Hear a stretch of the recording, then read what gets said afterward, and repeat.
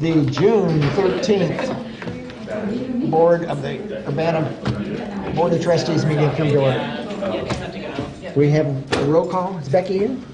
Anka has graciously agreed to be our secretary today. Becky is out of town. Thank you. So Anka's going to call roll. Is that what you said? Just look at us and call the name. No, you do right. Who listen? Okay. Anna Merritt, Here. Jeff Bean, Here. Chris Scher, Here. Mark Netter, Here. oh, Mike Hi. Wilson, Hi. Bill Brown, Here. Robert Jones, Here. absent is Beth Scheid and Jane Wood. Yeah. Do we have any additions, corrections, or modifications to the agenda? We will have an executive session, I'm just announcing, so we'll call for that later. If not, do I hear a motion to approve the agenda? So moved. Second? Second. All in favor, say aye. Aye. Are there any public comments? Seeing none, we'll move right along. Presentation, market space. Emily. Good evening. Marcus. With us this evening is Emily Knox from the iSchool. She will be speaking with us about makerspaces writ large, followed next month by Joel and Lauren speaking about makerspaces and what we're doing here locally at the Urbana Library. So I will turn it over to Emily. Hi, so I have slides. Just pull them up.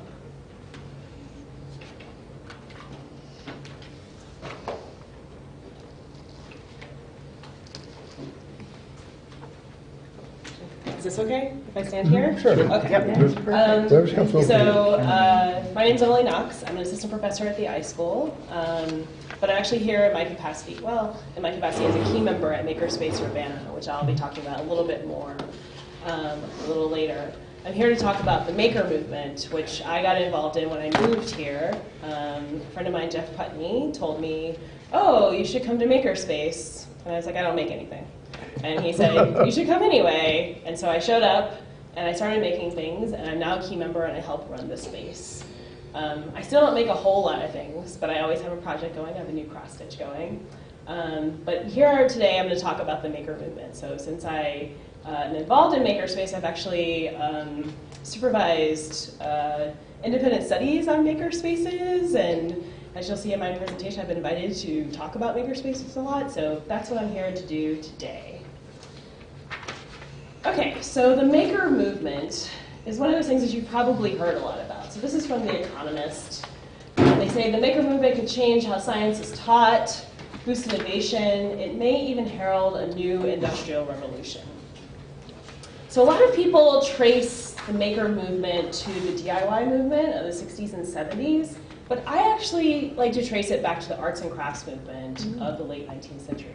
I think it's really a response to industrialization as a whole, right? The idea that people are not making things the way they used to, and there's this idea that I want to know how this works, right? I have this phone, everybody else has this phone, suddenly the screen breaks. How do I fix it? What's inside of there? Or I see that people are making these beautiful boxes. How do I make these boxes? Or people talk about things like, oh, do you know how to solder? And people are like, I've never soldered before. But one thing the maker movement can do is introduce you to things so that you can get the skill of self-sufficiency. And also, it's part of what I like to think of as an environmental movement of repurpose, reuse, and recycle. So for example, I broke 2 phones ago, I broke the screen. I dropped my phone on the sidewalk, and the screen broke. And I was like, I'm going to fix this. So I bought all of my tools off of Amazon. I went to Makerspace, and I sat with a video and went through every single step, and I fixed my screen. Right? There are instructables online that show you how to do lots of different things. I'll talk a little bit more about some of the things we do at Makerspace. This is Lior Fried. She actually owns Adafruit Industries. She went to MIT. She's an engineer. She's actually on the cover of Make magazine this month. So if you are going to somewhere, or it might be upstairs, you can see her there. So Adafruit offers lots of different tools and supplies for making all sorts of things. And she really encourages women to get involved in STEAM, so science, technology, engineering, arts, and mathematics. So she encourages people to be like, I'm going to make my dress light up, right? So not only am I going to make the dress, I'm going to put electronics in it and make it light up. I use that example because one of the things we did at Makerspace, we sometimes work with people at Cranert. Someone had to make a dress twinkle, which seems like it'd be easy, but in fact, the code for twinkling is quite difficult because it has to be random, right? So she made the dress, but it was in fact a team effort to make sure the dress worked well, to make sure that the battery wasn't too heavy, that it was somewhere where the performer could actually, use the dress on stage, right? And then that it twinkled correctly. Okay. So you might have also heard of hacker spaces. So this is actually the first hacker space. This is C-Base in Berlin. And this is just from Wikipedia. This is really, people who used to take apart their computers in their garages. That's a story we've heard many times before. These are open community labs. Often they're a little bit more tech-heavy than makerspaces. I tend to think of makerspaces as being an umbrella term and hackerspaces underneath that. People will argue with you about that. It's okay. Whatever people want to call them. And they're all over the world. So I actually did these slides today, and I was really excited because I found this Cairo hackerspace, hacked like an Egyptian. So I just wanted to show that hackerspaces are all over the world. So a hackerspace or makerspace is part of the two levels of community. So your local community and your national and international community. This is actually a map of hackerspaces around the world. And it used to be that it had lots of these red flags, but in fact there's so many now in the United States that it just has numbers. But they really are all over the place. You can actually get a passport, and anywhere you go, and you go to a makerspace or hackerspace, people will stamp your passport, so you can say you've been to wherever. As part of the national movement, I was actually invited to the White House in 2016 with a lot of other maker organizers from all over the country. I think 48 states were represented. That actually included Alaska and Hawaii. I can't remember which states weren't represented. And it was wonderful. We were in the Eisenhower building, and we just spent all day talking about how do we make makerspaces and hackerspaces a viable institution in communities. And out of this, a 501c3 organization developed it. If you go to nationofmakers.us, you'll see more information about it. They actually offered a grant, which we meant to apply for, but we didn't get around to doing it. But they'll offer more for getting to know your stakeholders in the community. So this is actually one of the reasons why I'm happy to do this today, is that it's important that we have everybody on board to think about what do we mean by making in our communities. So I'm actually way up here at the top. You can't quite see me on the side hide. But it was a wonderful day. Here's another picture. There was something on, this is from the panel on gender in makerspaces. A lot of makerspaces tend to be very male and white, and this was really a way for us to talk about that and talk about strategies that we can employ to have more inclusive spaces. So one thing we are thinking about starting at Makerspace Urbana is a women and trans open hours every 2 weeks or every month. We haven't quite decided on that. We had our first one last Saturday. And some of these people are actually huge names. This is Carrie Love. She is in the makerspace in New York. She used to work for NASA. She is actually she takes her sewing skills and she actually builds the suits, right? So that's how she talks about mixing science and crafts, is that she's like, well, that's how I got to do this at NASA, is that in fact I can sew. this woman whose name I've just forgotten right now. She is, I think, at one of the makerspaces in California. She's part of the women-only makerspace. So there are makerspaces that have different audiences, and she went through like some of the things that they do to how they just develop this space for women only and to get women really interested in STEAM. That was a great day. You might have heard of Make. So I have here Make magazine, which they've actually, so this is kind of controversial. Some people say that they've led to the corporatization of the maker movement.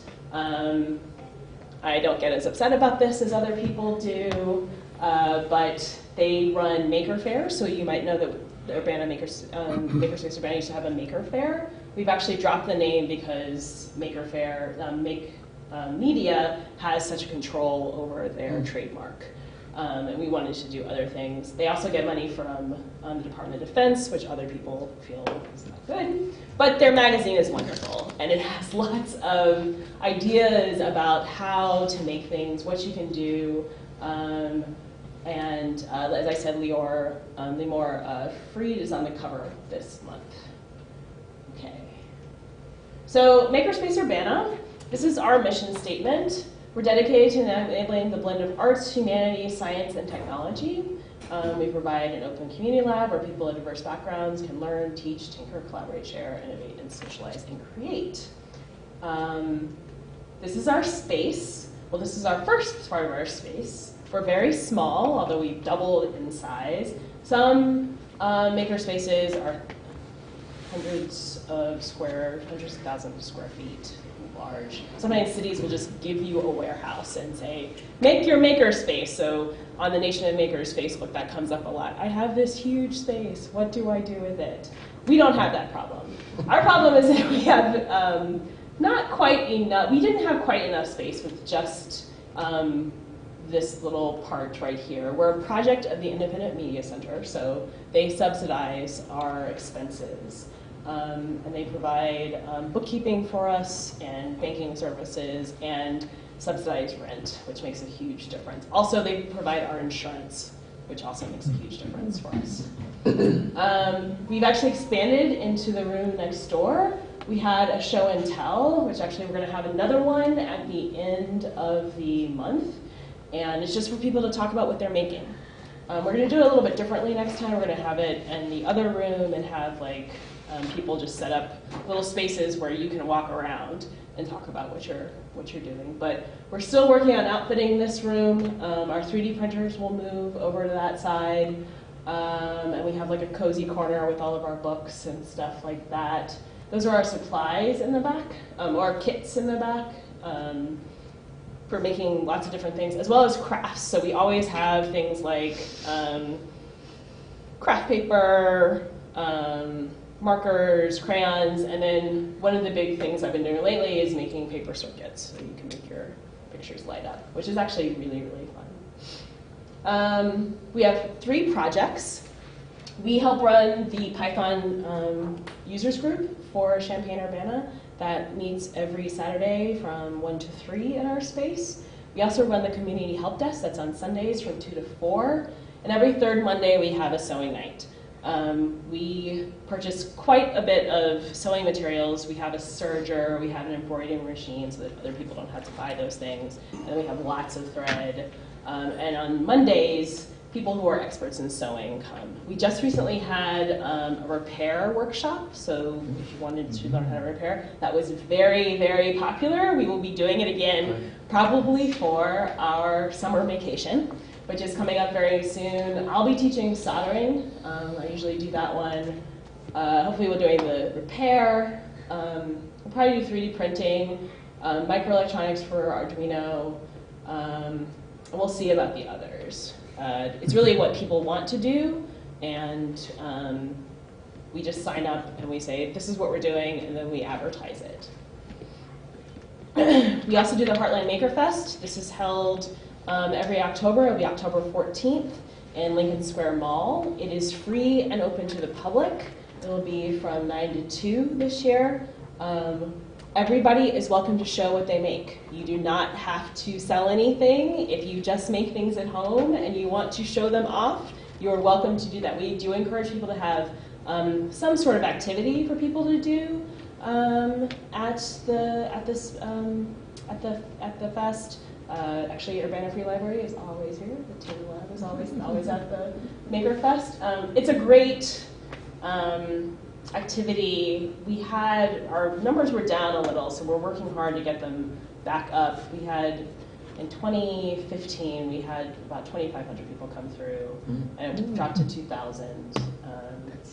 About that many last year. So we think it's 2,500 locally? yeah, we think it's because the Art Mart left. So we didn't have like the basic foot traffic of people coming through Lincoln Square Mall. So if you know anybody who would be willing to sponsor us, please let us know. We're also going to really beef up our advertising this year. So these are some of the things that happen at Maker Space. We are still working on building our BB-8. Hopefully that'll get done at some time. Actually, it's the BB-217 for the area code. You can just see some of the projects that people have worked on here. And this is information. The easiest way to follow us is really on Facebook, but I also answer all emails that are sent to me. We have a Twitter account if you're looking for us on Twitter, and then we have a website as well. So I'm happy to answer any questions about the Maker movement as a whole, or Makerspace Urbana, or anything else. So there's also a Maker Lab on campus in Yes. in one of those ag buildings, I think. Is that who can participate in that, and can just community members pick either one, or do you have to be affiliated with U of I or a student? Okay, so the CU Fab Lab, I guess the best way to explain it is Fab Labs is actually a trademarked term. It was started by Columbia University, and they are a type of makerspace. They're all over the world as well. So if you want to have basically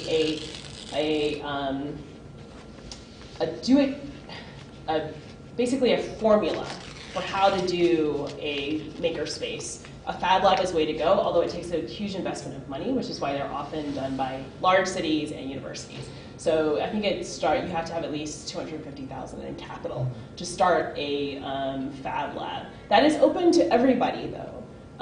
One of the main things that we do is we really cater to adults. They cater much more to kids. They have camps. There are tons of camps happening right now. But they also have open hours. They have more sophisticated tools and more tools than we have. So they have a laser cutter. We don't have that in our space. There are people who go to both. We have people who volunteer there and are also key members of our space. So we don't compete.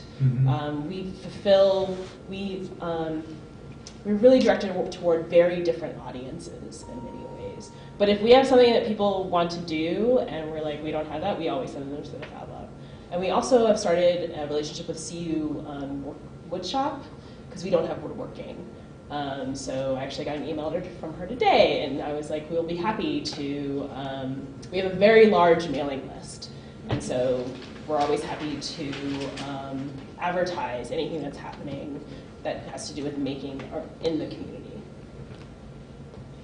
Emily, I was really interested in your coming and also in the presentation next week, because I firmly believe that this has to do with future and jobs and getting kids and adults interested. Could you talk a little about that? Because I think a lot of people think of makerspace as just making gadgets where it doesn't go anywhere. Could you talk about how, I mean, it doesn't have to, it's fun, I mean, but it could lead to expertise for jobs or whatever. It can. So actually, that's actually what's happening down here. One of our members is teaching another member about basically how to use Raspberry Pis. And in the course of doing that, teaching about coding and general networking skills and that sort of thing. So I would say our space is probably much more dedicated to fun than anything else. The Fab Lab has more, they have actually a curriculum that they go through okay. with kids. But you will learn, if you come to our vacation, you will learn lots of skills.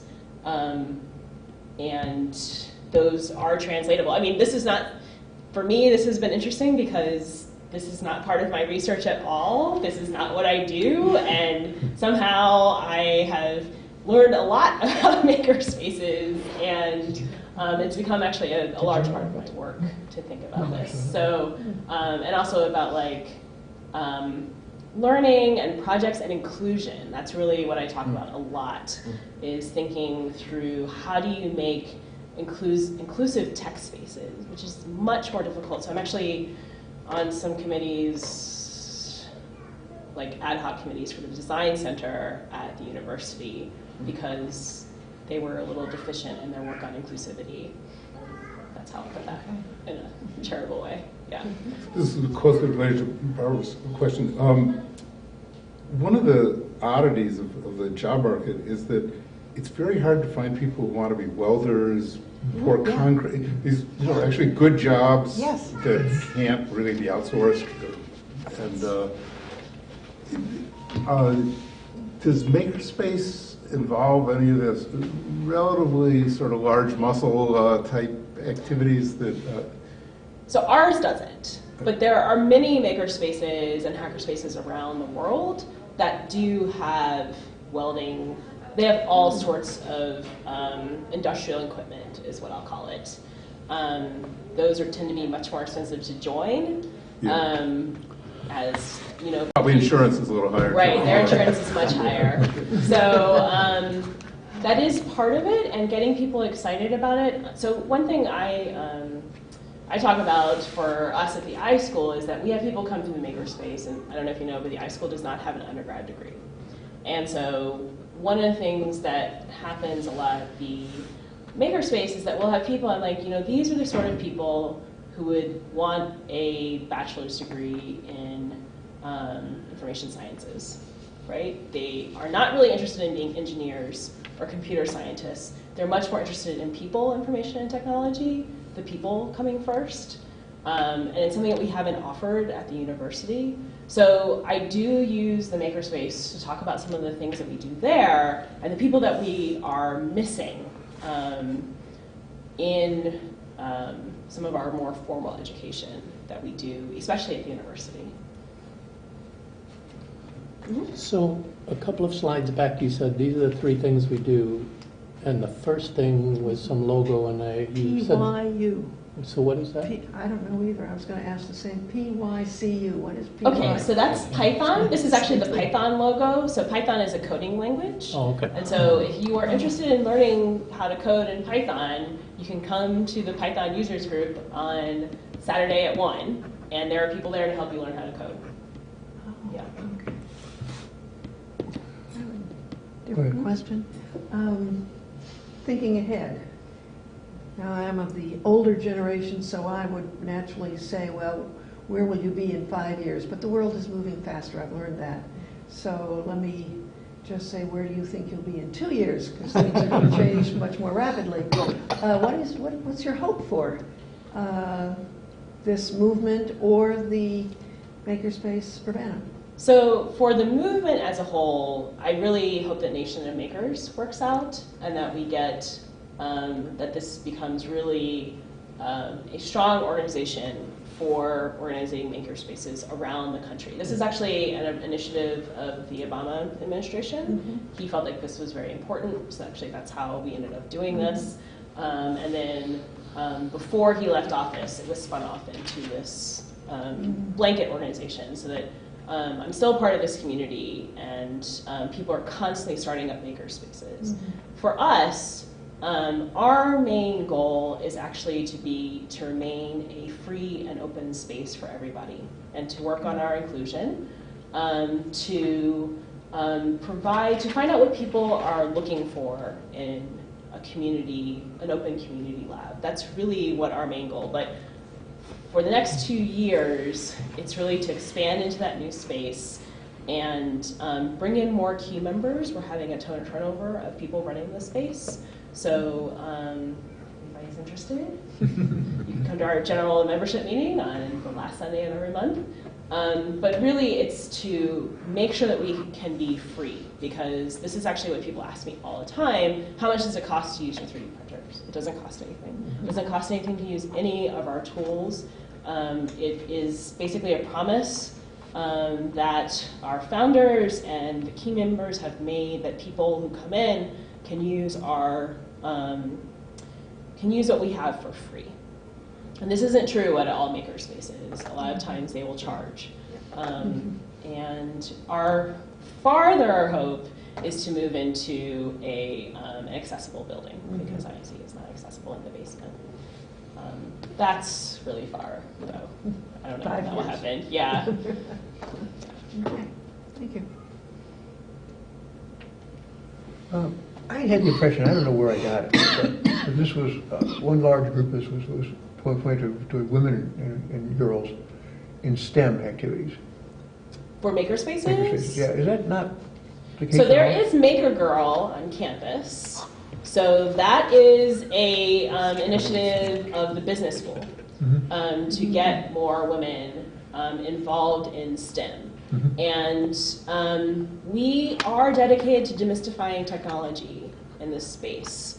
So I would say that makerspaces as a whole actually tend to be, we got dressed down by the chief technology officer of the United States, who used to work at Google X. She said, "This is the whitest and malest place I've ever been in since I worked at Google." Oh, sorry. So this is her keynote to us about how we needed to do better in our spaces. And we've been taking that to heart in our own space, and I think other people took it to heart. Because most of the hacker and maker spaces do tend to be male.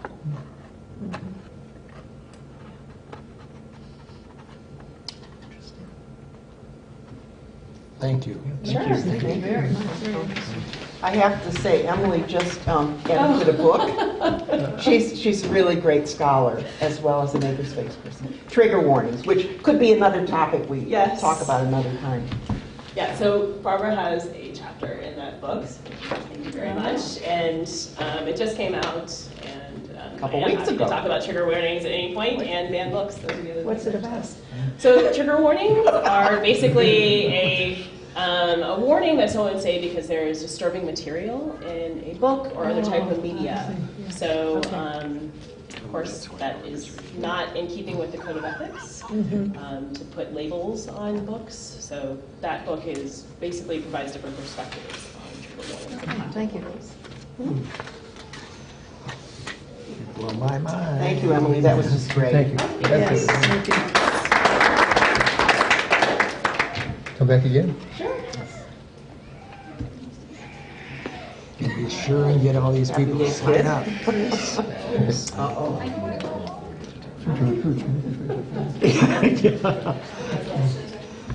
The next item on our agenda is the consent agreement for payment of board meeting, for approval of the board meeting minutes of May 9, payroll of May 12, payroll of May 15th, bills for May 17, payroll for May 26, bills for May 31, and payroll for June 9. Do I hear a motion to approve? So moved. Is there a second? I'll second. All those in favor, please say aye. Aye. Opposed, same sign. I thank you. Okay, the next item that we have on our agenda is the intergovernmental agreement between the Champaign County Clerk and the Circuit and the Urbana Free Library in reference to the work that we do with them. You have a copy of that in front of you. Do you have any questions? This is the agreement that's been approved by the attorney. Is that, yeah. And county clerk, yeah, that's, we've just got one copy of that. Is this different than what we got in our packet, or? No, it's the one you've got. in your Okay. packet, yeah. Any questions? If not, do I hear a motion to approve? So moved. Is there a second? Sorry, but yeah, just if you could say who's firsting and seconding it, so we get it. Okay. Becky's an old pro. A motion, Barbara moved. I moved. Oh, yeah, good. Michael a second, I think. Michael or Bill, I don't remember. Michael? Okay. All those in favor, please say aye. Aye. Opposed, same sign. The next is the election of officers. I could ask the committee to report, but it was basically myself, Mark, Beth, and Anna. Is there a motion to approve the, So do we moved. approve their report? Was that mine? What would you say? Yeah. The nominating committee's report, is that, or just We move can the just election? move the election Move the by election. by consent, I guess, Yeah. or unanimous.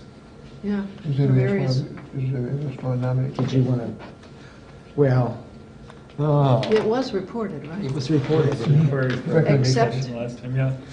Okay, I could make a motion, move to approve the new officers for the coming year to be Chris Scher for president, Mark Netter for vice president, Beth Scheid for secretary treasurer, and Anna Merritt for secretary pro tem.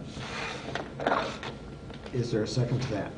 Yeah, second. It's All a those- motion from a committee, so you don't need that, but it's Don't okay, need it, don't worry yeah, about right, it. okay. All those in favor, please say aye. Aye. Opposed, same sign. We thank you. Oh, we know we. Okay, resolution for the asserting prevailing wage. That one is there something new on it?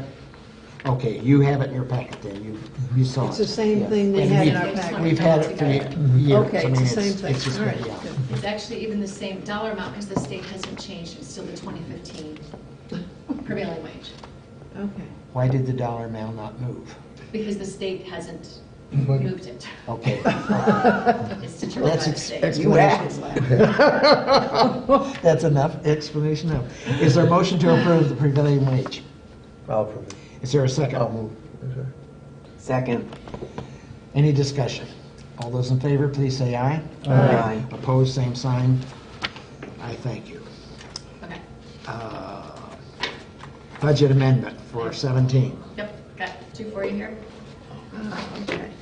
I'm going to give them to you at the same time. There's a little bit of trickiness, so I apologize it was so late in coming. Here's 17, which is very simple. Is this our final time to change this? Nope, and I will talk about that in a second. We still have next month to get it in order. Right, you can, in July, edit June. And we have a couple of, it's not extraordinary, but a couple of factors that are making it harder to see what will happen by the end of this year. One of those factors is whether or not we're going to receive our state aid check, which is, when I talked to the state library, they said, we have no idea if and when those funds will be allowed to leave. You did it. I think we So- really good. That is one factor. If we don't receive that, which we've budgeted about $26,000 for, we are under in other areas, so even if we don't receive the state aid check for this, in this fiscal year, because of underspending in other areas, it's gonna work out okay. What we don't know, and is unlikely to happen right now in fiscal 17, is although we do have a contract for the boiler to be installed, and it is the plan for the boiler to be installed in June, it's June 13th, and we don't have a date for the construction to start. The process should go quickly. It's possible that they come in next week, Monday, and just do it, but then them billing us and us cutting the check by the 28th, which is the last day we're gonna pay bills, it's not likely for that to happen this fiscal year.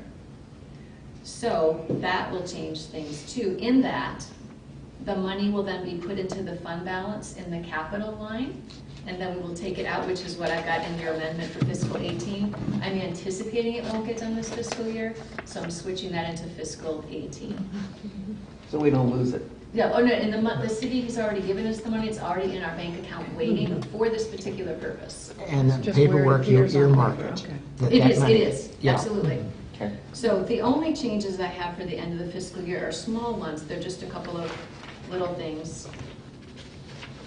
And then I know that that's on the very short page.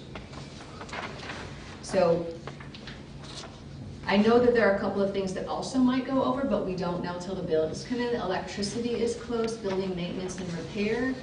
Depending on a couple of things that might happen, we are installing, we need to have a lock changed on something, so there are a couple of different things that have happened that the bills aren't in yet. Again, the finance policy says that we can spend across department lines in June because of the end of the year, making sure that money is spent and not unspent if it's appropriate. So in July, you'll definitely have an amendment for June, I would expect. Because again, we'll want to show the transfer into the fund balance at the very least. Okay, these items are listed. What if they go over in the next month? So More these than- are going to be these are going to be fine when we make these These are final, transfers. okay. If you would approve these this month, these are very small amounts as Okay. well. But this way, we've done our due diligence for June. These are the only requests I had for June. But these other things are a bigger picture and really won't be known for at least another week or so. Mhm. And it didn't, because you can approve a fiscal 17 budget amendment in July, it doesn't make sense to call a special meeting at the end of June when That's right. July is legitimate. So this is the only June requests. But for those that are new, we've been doing this monthly. We used to do it quarterly, and this is not any different than what we've ever done, so. And we do it when necessary, so there's Yeah, some months we yeah, don't do when it. necessary. Okay, but So we we need just approval have- to change the budget Okay. as amended, Yeah, so we want a motion to accept these, accept these two changes. just Yeah. the budget two ins amendment and two as outs. presented to us in this Yeah. document. So moved. Second, Second. any further discussion? All those in favor, please say aye. Aye. Opposed, same sign. Aye, thank you on that one. So fiscal 18 is a little bit different but related. I'm gonna pass those down to you. On a similar note, the board had requested of the city council, okay, wait, sorry, let me go to the front page. If you look at the front page, this is the summary sheet that shows all the different library funds, which we haven't shown this way before. This is great, so you can see at a glance where everything is. I made a mistake in that for the L25 line last time, that's the sales, like at the cafe and sales tax and things go in and out of there. So we know it's going to be what we spend is what we take in for this particular, and it's going to be close to that. What I forgot to do, though, is include it, because there was a net zero, somehow I missed it. So I just want you to approve this as part of the, we expect 10,000 in, 10,000 out.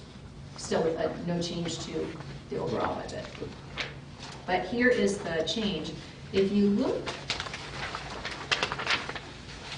about halfway down the page, we asked City Council for $210 for HVAC and carpet and/or windows.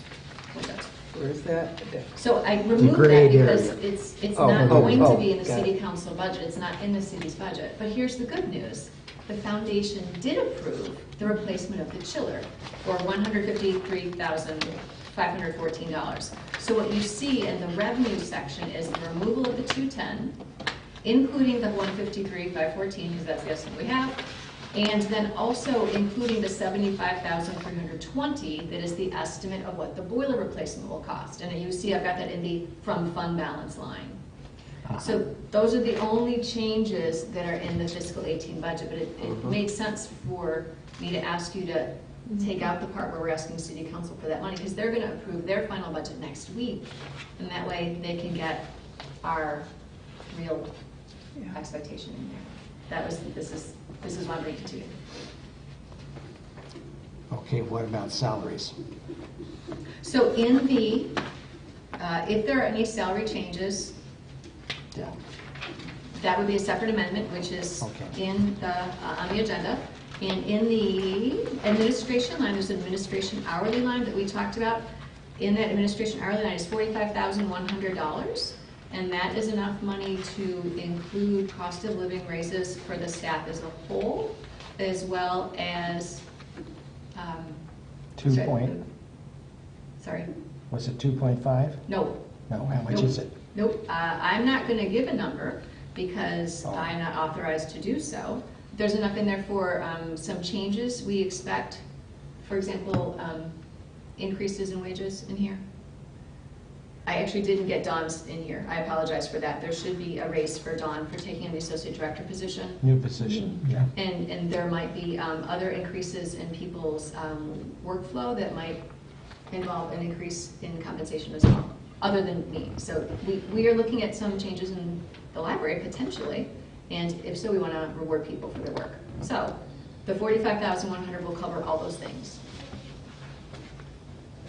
Another item, I know one of your notes mentioned something about LEDs.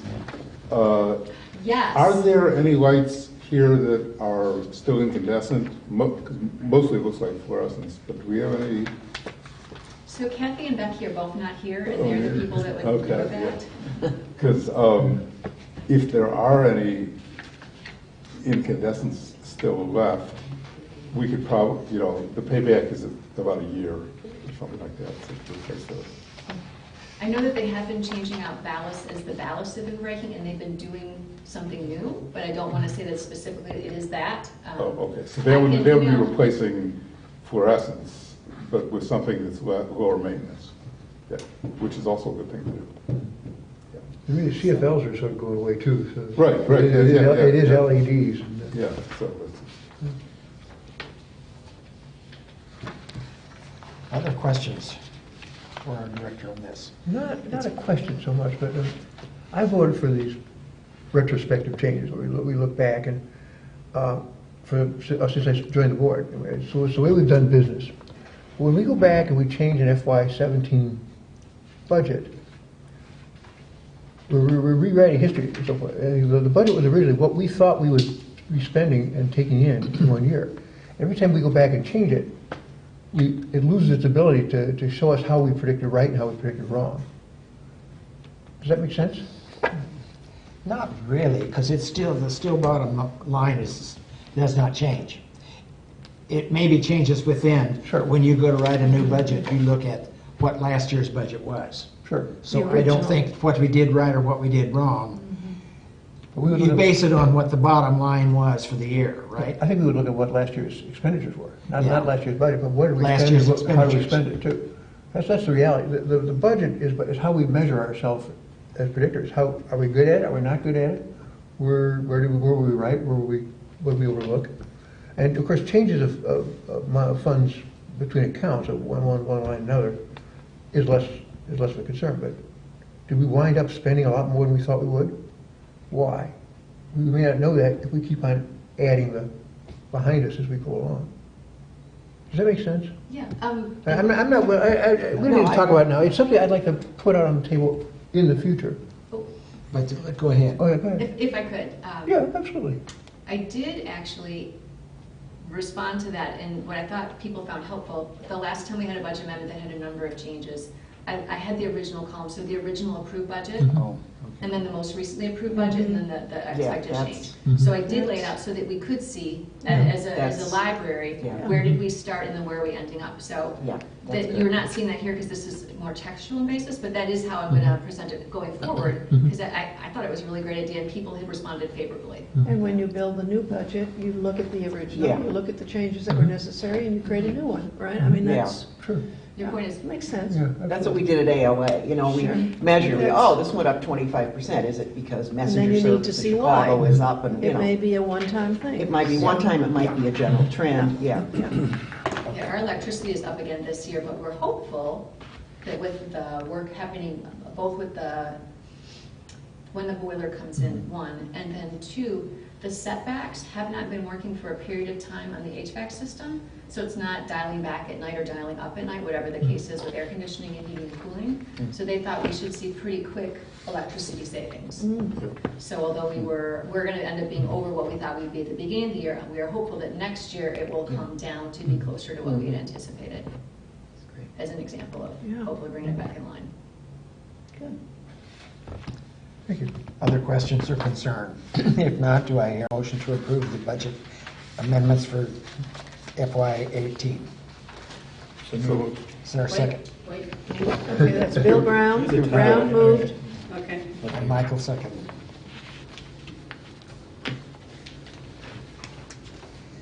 And then we need to vote.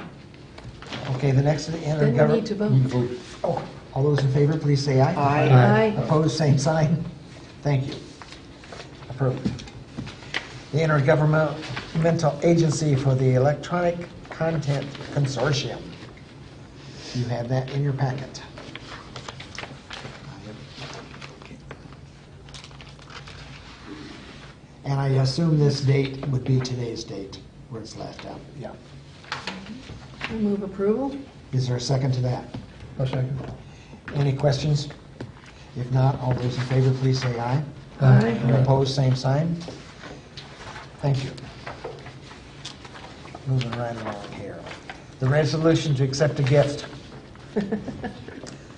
Any problems with that? I took care of all the problems earlier. Thank you for all your work on that, my God. Absolutely. Is there a motion to approve? So moved. Is there a second? Second. All those in favor, please say aye. Aye. Opposed, same sign. And thank you to the foundation, thank you to the Yes, thank you, donors. everybody. Yeah, wow. Everybody. Yeah. It's amazing. Yeah. It is amazing. I hope that it will drive. The story did not make the paper the way I had hoped it would.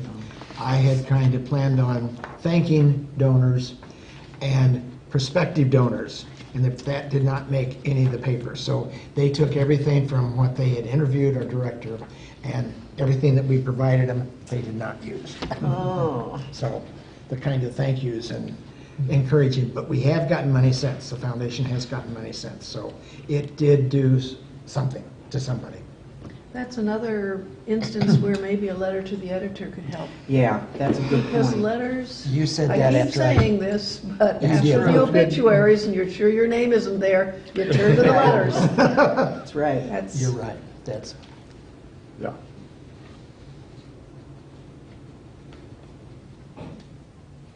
Thank you, Anna. I think you're absolutely right. City Public Arts Grant. You have a copy of that, I believe. A motion to approve? so move. Second? Second. With the resolutions, do you have to say the board resolves, or you're good with the resolution? This one is two, sorry, I'm sorry for interjecting.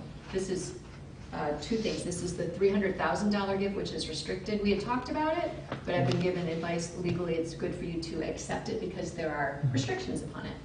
Okay. And then there was the $500 grant, which has restrictions as well. So we spent particularly on that author visit. with Well, Maggie Sykes. acceptance of any gift is a way of acknowledging it too. It goes in the minutes. Yes. We send a copy of the minutes out to the donor and with a cover letter too. So they know they've been formally acknowledging. So you're not saying that we have to have separate motions? No, just one for the one. Someone has to say that they are moving the resolution, I guess. Okay, Okay, Because you have a packet of resolutions. yeah. yep. So is there someone to move the resolution? Which one? Are we going to that? 27. Grants and Tino. The one on the grants and gifts? Okay, so not the other, not the. Okay.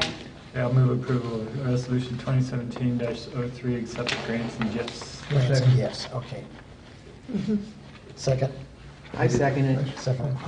All those in... Seconded already. Bill Brown and Barbara Jones. Right, well, Barbara seconded I it. moved, yeah. Oh, you I moved seconded. something else, I don't know what I... Well, that's the one that Did we vote on that? initially you had moved and Barbara Jones had seconded. Oh, And okay. now we've gone back to actually add, I'll attach my name to whichever makes Yeah, more me sense too. for your Whatever. minutes. We're agreeable to that. That's right. All those, did we vote it? Yeah. So what am I moving? The I'm sorry, I resolution. got- Move to accept resolution 2017-03. Yes, okay, thank you.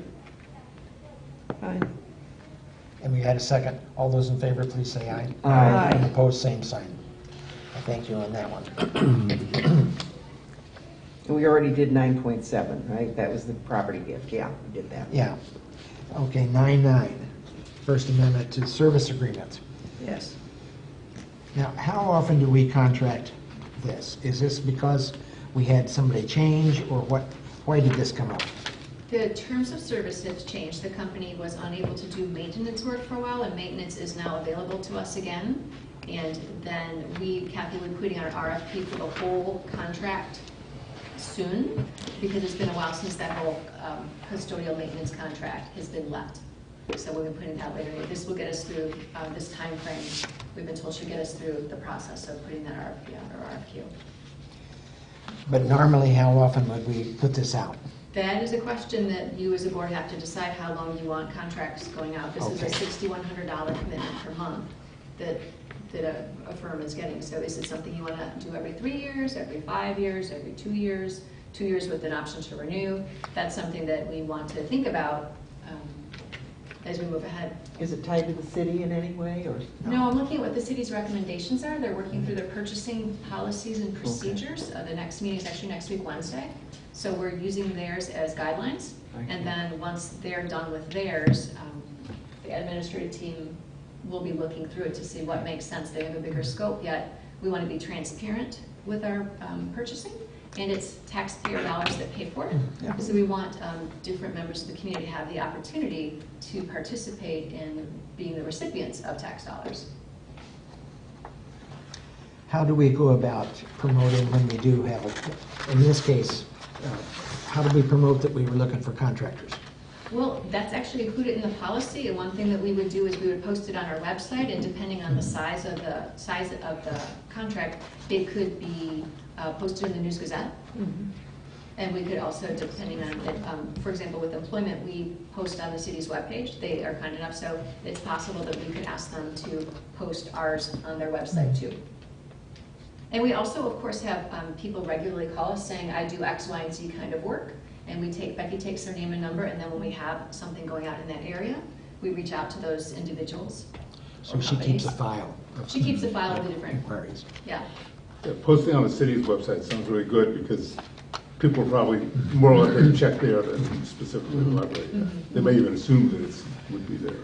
That's a good point to make. Are you saying the city is in the process of making some policy on this?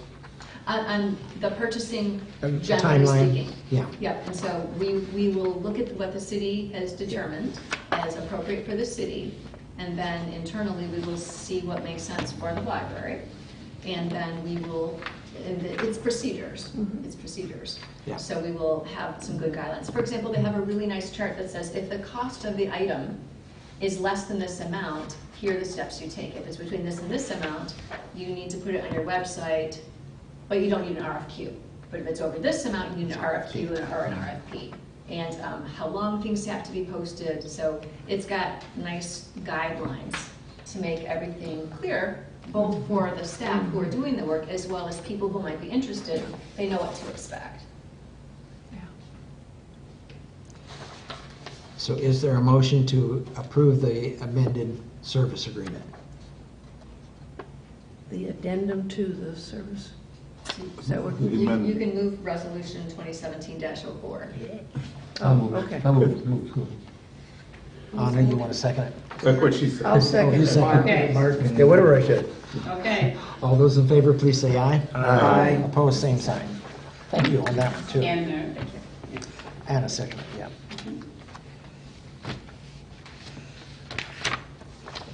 We have a resolution tonight that I'm sorry about.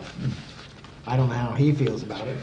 I'm going to miss these great meetings. I'm going to have to go online, though, and watch them. I've never done that. So. I noticed that we don't have a link directly to our meetings. So, you know, where we have agendas, minutes, you could put a link to our video.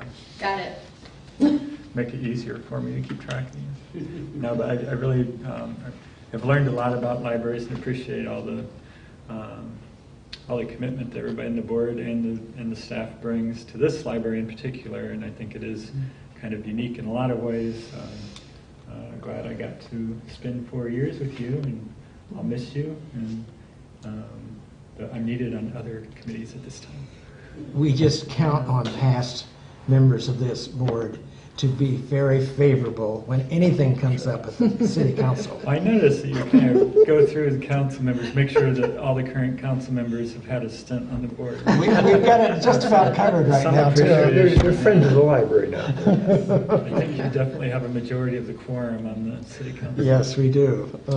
Well, in any case, thank you very, Yes. very, very Absolutely. much. Absolutely, we'll miss you.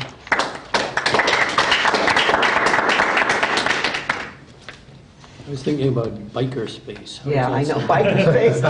You know, it is right next to the bike shop down in the basement. I Yeah. was gonna ask if there's ever any kind of cross-fertilization where Oh, gee. they get, you know, extra bike parts to make things out of. Cool. Probably. Bike parking space would be another one. Any discussion items?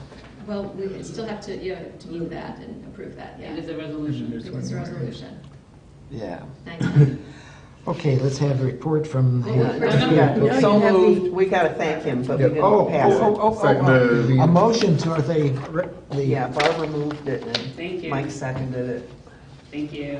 And all those in favor, I really thought we'd have the clap there. So all those in favor, please say aye. Aye. Opposed? I think we have one Thank you. abstention. I abstain. There's one more resolution too. Yep. Okay. Report from the Friends, anything on? You have it as a discussion item? 9.11. We have 9.11 still, the 9.11. plumbing. You have an old version. Oh, the plumbing I'm and looking at heating. the old... oh, Here, let me give you a new one. No, I've got the Yeah, new he's one. got it. I've got the new one. I had it on top. Yeah. Reliable plumbing and heating. Yes, so Okay. move. Second. Move the Second. resolution, move the approval of the resolution, or the agreement, excuse me. Who seconded? Resolution. for Yeah, that. it's a resolution. Resolution. Mark, did you second that? Yeah. Yeah. Yes. Okay, thank I you. did. All those in favor, please say aye. Aye. Opposed, same sign. Okay. Okay, do we have any discussion item? I'll just do facilities update under administrative reports. Okay. Friends, No, not until later. Foundation, you know what has happened, transpired there, and closing is 30th? By the 30th. Yeah. Rachel can say something about the foundation grant opportunity. Yes, do you mean specifically? Okay. So we are very pleased that the foundation also approved a request for the purchase of musical instruments for a new collection. The Children's Musical Instrument Collection is in the process of being purchased and moved through acquisitions with the hope to debut it sometime in August. We're focusing mainly on percussive instruments at this time. May I? Loud bang, bang, bang things. Yes. May I ask how this came about? I mean, I know the foundation, you asked the foundation for, but why did we choose percussion instruments? Are we starting a percussion orchestra or something? We wanted to expand our music collection. The music collection has been incredibly popular with our adult community, and so we're looking to expand those options to include other members of our community, and children seemed a very natural choice. Additionally, a member of the foundation is supportive of hands-on learning opportunities for children, and this was something that we thought fit well with the mission of that particular donor. So Kids music- like to make noise. I know, that's... And we can't have instruments with spit involved. That is also a practical Oh. consideration. Okay, then that takes But it from my brain. violins would be next, or something like that. I guess I was a little concerned why we went percussion. Violins are very, I know they're expensive, but it's... well, and they're breakable, more easily breakable, right? I think. But Probably. is there a movement, is something that brings percussion instruments into play other than they're cheaper? Sure, absolutely. I mean, they are in fact more affordable, but then also we thought that this was a very good first step to gauge our community interest. Some of the items will come available in sets, so they'll be very natural kits for small groups such as daycare, story times, that kind of thing. And then we also thought that we could implement some of them and cross-promote some of them in our children's programming. We also have had some very positive response with the items that the children can take home, and this is something that they can take home that a family with siblings, they could all participate at the same time, various ages. We thought that that would be good as well. So I looked into this once because I maintain that, especially in this West Urbana neighborhood, there are tons of instruments in the basements. There's trumpets and violins and all sorts of stuff that just collect dust. And I was wondering if there was some agency that you could donate to, then it would get to kids that needed an instrument. That's where I was going to go, yeah. The Yeah. Evelyn Burnett Underwood Fund Pardon? Evelyn Yeah, Evelyn Underwood. Underwood, but I'm just saying that it's Yeah. like, I don't think a lot of people know about that necessarily, but there is probably a wealth of instruments out there just collecting dust. If the library could be a funnel or a place to, if you were looking for certain kinds of instruments, it might be the kind of thing where people donate books. They might be more than willing to donate instruments too. I think the public schools, Yeah. in fact, I remember donating 2 instruments once. The most embarrassing point of my life was we opened one of the cases and it turned out to be empty. The basement had been empty for several years. Well, but even cases, I mean, like, they're looking for all sorts of stuff, but the schools are one thing. It may be that you could build your collection through donations too. Well, and I will say we have been, within the last month, contacted by a donor who has heard of our musical instrument collection and wanted specifically to make a donation of musical instruments and equipment to our Teen Open Lab to allow for expanded experiences, recording, and so we certainly accepted the items that we were able to and directed any items that we were unable to take for whatever reason to other community organizations.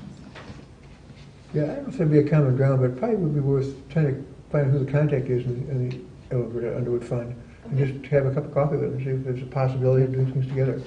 Obviously, the spit valves is a problem. They may get But things they that aren't appropriate to traditional musical learning that they don't know what to do with, and vice versa. So, I'll make a note. We have people moving into Clark Lindsay all the time with instruments they don't know what to do with. And we have one woman who regularly gives the instruments to the Urbana High School. And Darren Hicks, Oh, yeah. He's a music director for the deals with district. those. So there are lots of possibilities there. Yeah, I guess- the goal of the fund is to try to put musical instruments in the hand of kids who couldn't afford them. So they can learn to play at younger ages too. Yeah, I guess that's when I saw this and your instruments were primarily percussion. I thought, it seems to me like this beginning of the school, and like you say, Darren Hicks is the music director, and makes it available for a young person that wouldn't be able to. So I don't know how that fits, but I'm not Celeste, you look like you want to say something on this. Actually, I was trying not to sneeze. And these are for littler kids. I know These these are. particular Yes. instruments Yes. are for the younger set.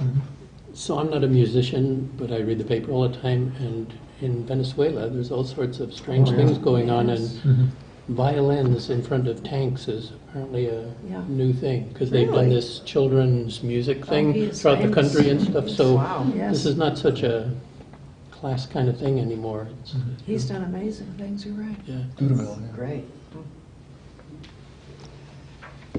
Okay, the next item is the Illinois Heritage Library. Jeff, any got any good news? No, they haven't got any money yet, so they're pretty much out of time, I think. And they're still living in La La Land thinking they're going to get a budget like a couple of years ago when they got 3.2 million. So there's a board meeting in a week or so. The only news that might interest you is that we're still talking about advocacy. And they've hired Laura Huth and Do Good Consulting to come and work with them the end of this month, I think, or maybe in July, to get them going and things, because they really, don't get me started, but it's like, they want to advocate, but they don't know how, and they don't know and all this sort of stuff. So hopefully she can direct them, because she doesn't know much about libraries, so it's working good. I mean, she kind of asks all these dumb questions that they really don't think about answering, so it's good. Interesting. Sounds like a lot of fun. Facilities update, are you going to give it to us? So as you might have noticed, the porches north and south have been closed off. About 10 days ago, not quite 2 weeks ago, a small portion, which is small, maybe 3 feet by 18 inches or so, of the south porch fell in, and it sunk a little bit. We immediately cordoned off both sides of the porch so that no one would possibly get hurt, and no one was hurt. And we called right away to see if we could get some people out to figure out what it would cost to assess the porch, either A, to fix the porch, or B, to completely take apart and renovate the porch. Kathy had, last time we spoke on Friday, 3 quotes in for that work. She was waiting on one more, but she wasn't in today yesterday, so I'm not sure if a 4th quote came in yesterday. They're coming in that $1,000 to $2,500 range, I believe. For repair. Not to repair, but to evaluate and estimate what that's going to be. So we're going to have to pay. That comes within our professional services line. So we've got money to pay for that assessment work. And then we'll have an idea of what it will take. And we will let you know, and then we will move ahead. The foundation has expressed interest even before this happened. I don't know if they jinxed us. No, they've been kind to us. But they had said the next big thing to take a look at then is going to be looking at the porch in the fall campaign. Oh. So they are even more interested now. Good. So we've got The yellow tape should draw some attention and might help with the campaign. Yeah. I did notice Simon trying to water the plants up there is kind of a pain. I don't know if there's any good solution for that, trying to lift water up. They bought a little tool that goes up and over, like a shower head. Oh, kind of thing. Yeah, he was telling me about it when the horses were here. We did read the horses yesterday. I think when I saw him, he was using a watering can or Yes, something. It wasn't working too well. That's what he told me. But I heard a rumor that it's conceivable that replacement would be $250,000, in which case we That's not a rumor. That's what was written in the 5-year financial plan based on data from 2005 when it was evaluated then. In that 2005 expansion project, the porch steps are a rough cut underneath, but they were set on something flatter. From what Fred told Kathy and me, so he came in to say, here's what I know about the porch, just to make sure you got what I know, which was very nice of him. So in 2005, they did not take apart the whole porch and put it back together, but they did reset the steps, so the steps are solid and stable. So as far as entrance and egress, our patrons are great. The other part just never got dealt with. And so we've been watching it, we've been watching it and putting it in the queue with the HVAC and other expensive projects. And so now it's moved itself to a different place in the queue. But luckily, patrons can come in and out of that door. Yeah. It's probably a sign of the times. It was just kind of supports that are not really supports under there. I don't know. It's an empty crawl space and there's rebar underneath rebar, it right, holding it's- up the thick cement. And so it's floating cement. And it's 99 years old. That explains it. So that is what it is. And of course, the footings have sunk, which is why some things have moved. If you look at the front of the porch, you can see where parts of it have come apart, but when the limestone has come apart. And so again, that's what we were looking at. There was an earthquake, that shifted some things too. So we are getting information, and as soon as we have information that we can share with the facilities committee and with the board as a whole, then we will let you know what we think good next steps will be. But again, the entrance and exit is not encumbered by the project. and we can say we were fortunate to have repaired the steps because this could have blocked us from that Oh, yeah. east entrance. Absolutely. So it at least is not that. Any other news? Yes, Oh. so the city had the RFP for the energy savings project. Yeah. The library was in the RFP, so we have the 4 bids that have come forward. Last week when we talked to the city, Kathy and I met with Mike Munson and Scott Tess. They were they were completing the rubric that we will use to score the 4 bids. The library, the people walked through the library, they looked at our 5-year financial plan, they looked at the HVAC report, and they picked out the things they thought would save us money and get a good bang for the buck. And they did that at the city and the library, and the LED lights are part of that. So after the scoring happens and a vendor is selected, then we'll come back to you. One of the decisions we'll need to make is whether or not the library wants to do our own thing. We have the RFP, but do we want to do our own thing and move separately from the city, or do we want to do the 2 projects together as a unit, and they will manage the project for us, which would be great. And then it's possible that there would be a greater cost savings because the vendors would work with one party, not 2 separate parties. So Kathy and I thought it would be helpful to actually go in on the city, and then we could pay our part of the bill and they could pay their part of the bill and still be 2 independent entities, but working in coordination with each other. That is the way we were leaning. And do the folks who are doing that know that windows are now much cheaper than they used to be? That you can do this add a pane rather than replace two panes? Some of the documents they're very long, so I scanned through some of the library parts, but they're hundreds of pages. So, Yeah, I hope they know that, because it would make it easier for them to make a rational decision. Sounds like he wants to look at these No, I hundreds know of they're in pages. there, Those are but in if they think It's they're gonna be summertime, over he doesn't have anything to $100,000, do. there's no way Oh, that they would come close, but if they know, I don't know, 25,000, 30,000, whatever it would actually be, then it has a shot at being, just paying for itself. and different projects have different payback periods also. Yeah. So that's part of what we'll be looking at, where are the payback periods, what makes sense. Can we rely upon counsel from the city engineers or something on this, or are we going to get the report and we have to make our decisions separate from theirs, or what? We're going to work in coordination with them, so they have people who are going to be scoring the bids. Kathy and I are going to score the bids. And so we will get together and then talk about this. We're going to talk about the rubric and talk it so that we will have representation as far as who gets decided as the vendor.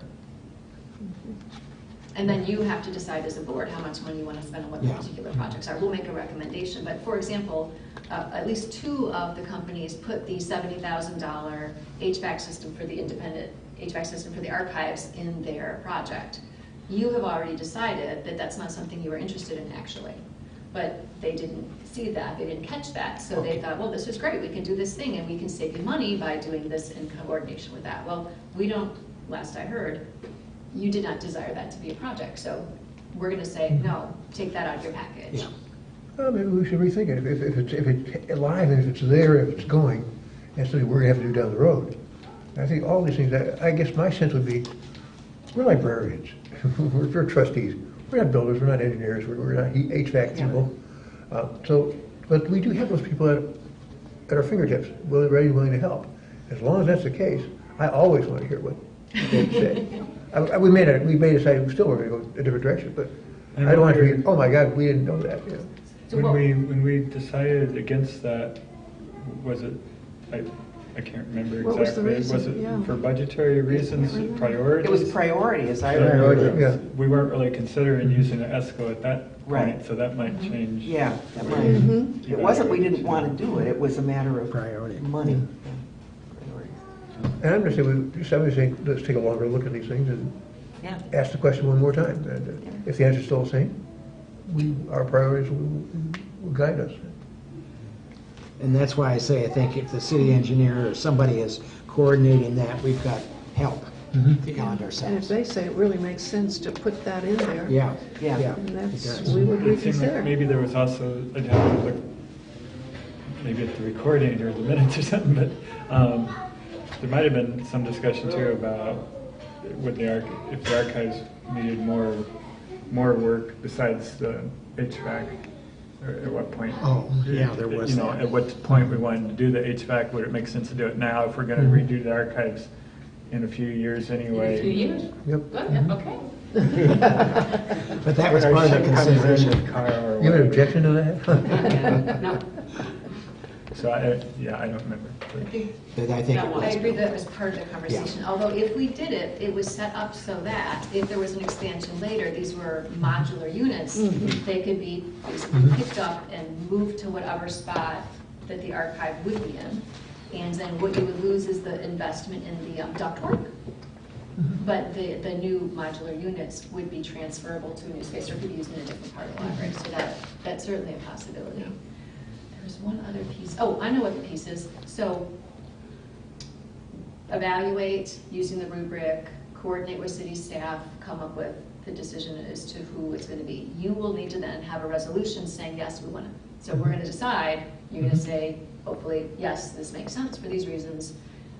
We're going to have to pay for a professional grade energy audit.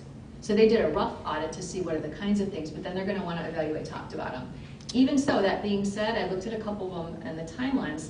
The the chiller that we need to replace, that the foundation has said they will pay $154,000, that is something that is in the ESCO bid package. And it looks like if things were to time out right, it could still happen within the time frame of getting it done by next spring before next summer's air conditioning season.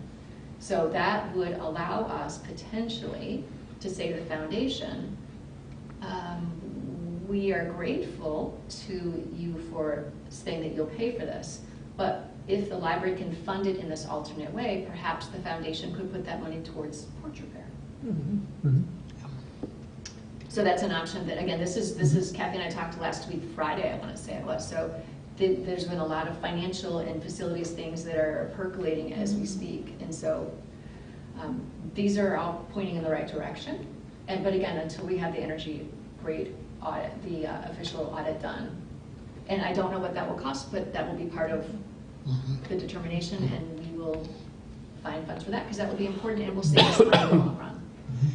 How soon will we have to do the individual audits of the 4 pieces that we want? You said we'd have to do an additional survey. How soon? I don't have the timeline. I expect, Okay. let me just say, probably within the next 2 months. Okay. Let's say, because I expect in the next month to 6 weeks will be the time that we're reading and moving ahead. It is possible that we'll come to you in July, depending on how quickly the evaluation process goes, to say, this is the vendor selected, and that you approve that. And at that point, they might know how much an energy audit will cost, and you would approve that if it's outside of our budget. And then we would take it from there. So within the next couple months is what I am anticipating. And then we'd say, okay, here are all the things it could be. What are the parts we want to put in there? Okay. I see, I have no particular report. Unfinished business, I know of it, none. Alka has something for Oh. the other report, 12.3. Just 2 little things. I just wanted to do a quick show and tell, as you saw from the minutes.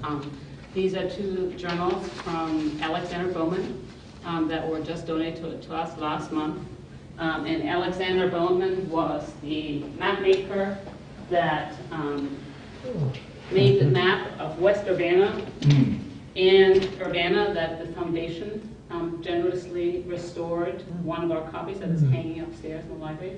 Alexander Bowman also drew the map of Champaign County that is hanging up in the archives, of which there's 1 copy surviving in the world, and it actually resides at the British Library. And our copy is from that copy. And Alexander Bowman also was the architect for the courthouse of 1860. So his family contacted me a couple months ago and donated them, and they arrived. And Whatever became of West Urbana? it became Champaign. Oh, and I That's very interesting. I wanted to actually make one other announcement, and some of you may already know this, and this is actually, I'll just read a couple notes from Don Owen, and the reason why I became aware of it is because Jean Burkholder's sons contacted me early this morning. Yes. Since we have Jean Burkholder's papers that she passed this morning. Yes. And a memorial service is scheduled for Saturday, July 22nd at 10 a.m. July 22nd. 24th? Okay. Oh, July. It'll probably be in the paper too. Yes. Yeah. Is that it? Okay. Thank you. Yes. Bill, would you mind us making the motion for the closed session? You've done this so well, and it's your last chance. Do we expect it to be- I move we adjourn to closed session for discussion of compensation and performance of personnel pursuant to 5 ILCS 120/2C1. And that's a roll call vote. Need a second. A roll call. I'll second it. Oh, Barbara seconded. Then roll call. Yep. Oh, yes. Barbara Jones, Yes. Bill Brown, Yes. Mike Blackson, Here, yes. Mark Netter, Yes, here. Chris Scherer, Yes. Jeff Vance. Yes. And Anna Mae. Yes. We do expect to have some kind of action to take after this. So We're going back into open session. Roll call. Yes. Anna Merritt, Here? Jeff Vance, Chris Scherer,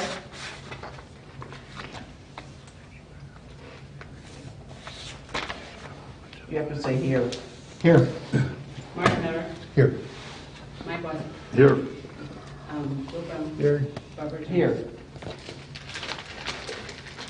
Did you get those two? Okay, so I have a motion to change the budget to move $77,133 from Service Director to Associate Director. Should I do all these and do it in omnibus fashion? Okay. And to move $5,405 from Administration hourly to Associate Director. And increase add, all right. Break those into two parts. The compensation of the associate director was, or the director was first, and then the budget amendment, but I'm sure you can do the other order. Okay, so that was the budget amendment so far. That was it, right? And then, That's one, and then you have another motion, The or are other- they both the same? So actually, the compensation of the director should go first, because then you Okay. say what Okay. it is, and then. Never mind, I withdraw that Sorry. motion. I have a new motion. I want to add 3% increase to the executive director wage from administrative hourly. And we would add 3 vacation days and the cost of living increase whenever it occurs to the director's salary as well. is there a second to that? Seconded. All those in favor, please say aye. Aye. Aye. Opposed, same sign. Thank you. Bill, it's number Okay. 2. Now the budget amendment to move $77,133 from Service Director to Associate Director and move $5,405 from Administration hourly to Associate Director. Is there a second to that? Second, Did you say the director part too? associate. You got all 3 parts in there now? The budget amendment is The all budget 3 amendment parts. includes mine as well. So the 3%. We did Yes. that. Yeah, yeah. Well, you discussed compensation and approved it, you have to amend the budget for it. Okay, It's so separate. as part of this budget amendment, we would also increase Executive Director wage 3% from administrative hourly. Yes, thank you. Oh, So you move it and then you second Barbara, you seconded it, didn't you? Yes, I the did. amendment? Yeah. All those in favor, please say aye. Aye. Opposed, same sign. Seeing no further business, I make the motion. I declare. I declare. I the meeting declare. adjourned. You want to close that? By golly. 8.